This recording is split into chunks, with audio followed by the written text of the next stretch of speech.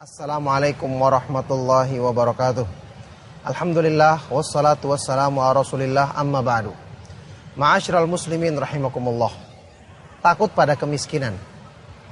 Ini permasalahan yang sering ditanyakan dan sering menimbulkan permasalahan besar di kalangan sebagian kaum muslimin.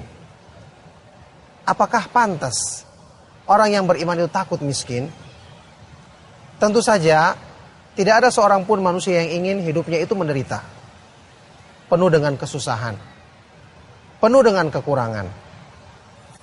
Akan tetapi ketakutan pada kemiskinan ini bukanlah merupakan pemikiran dari orang-orang yang beriman dan mengenal Allah Subhanahu wa taala.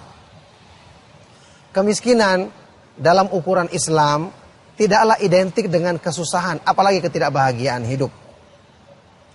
Rasulullah Shallallahu Alaihi Wasallam bahkan pernah bersabda dalam sebuah hadis sahih riwayat Imam Muslim, "Qad aflaha man aslama wa ruziqa kafafan wa qanna'ahu Allahu bima atah."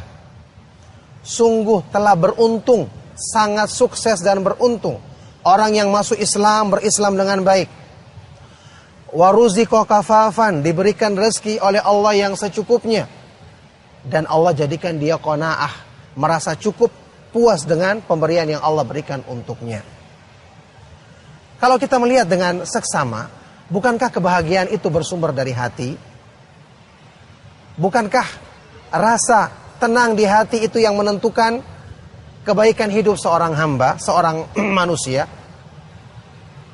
Makanya ketakutan kepada kemiskinan tidak ada alasan untuk dirasakan oleh orang-orang yang beriman yang mengenal Allah Subhanahu wa taala. Apalagi Rasulullah Shallallahu Alaihi Wasallam, hamba Allah yang paling mulia, yang paling bahagia hidupnya.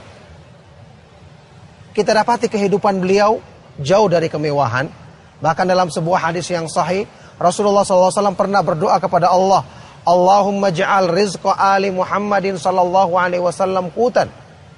Ya Allah, jadikanlah rezeki yang engkau anugerahkan kepada keluarga Nabi Muhammad Sallallahu Alaihi Wasallam adalah rezeki yang secukupnya.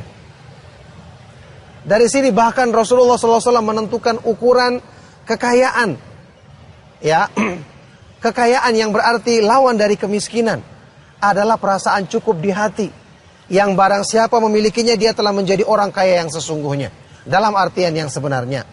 Dalam hadis riwayat Imam Bukhari dan Muslim, Rasulullah Sallallahu Alaihi Wasallam bersabda, "Laisal ghina an kathratil aradi, wa innamal ghina ghina nafs." Bukanlah kekayaan itu diukur dari banyaknya harta benda, banyaknya fasilitas yang mewah, tapi yang namanya kekayaan itu adalah rasa cukup di dalam hati, kekayaan di dalam jiwa kita. Sekarang ma'asyiral muslimin rahimakumullah, orang yang takut pada kemiskinan, khawatir menjadi miskin. Pertanyaan yang tentu akan direnungkan oleh orang-orang yang berakal. Ketakutan Anda, kekhawatiran Anda, apakah bisa menambah rezeki yang Allah telah tentukan bagi Anda? Ketakutan dan kekhawatiran Anda, apakah bisa merubah nasib Anda? Tidak bisa. Kalau Allah telah menakdirkan rezeki Anda sekian, tidak akan bisa bertambah dan berkurang selama-lamanya. Kalau Allah telah menakdirkan Anda menjadi orang yang fasilitasnya kurang, tidak akan bisa bertambah hanya dengan Anda khawatir atau takut.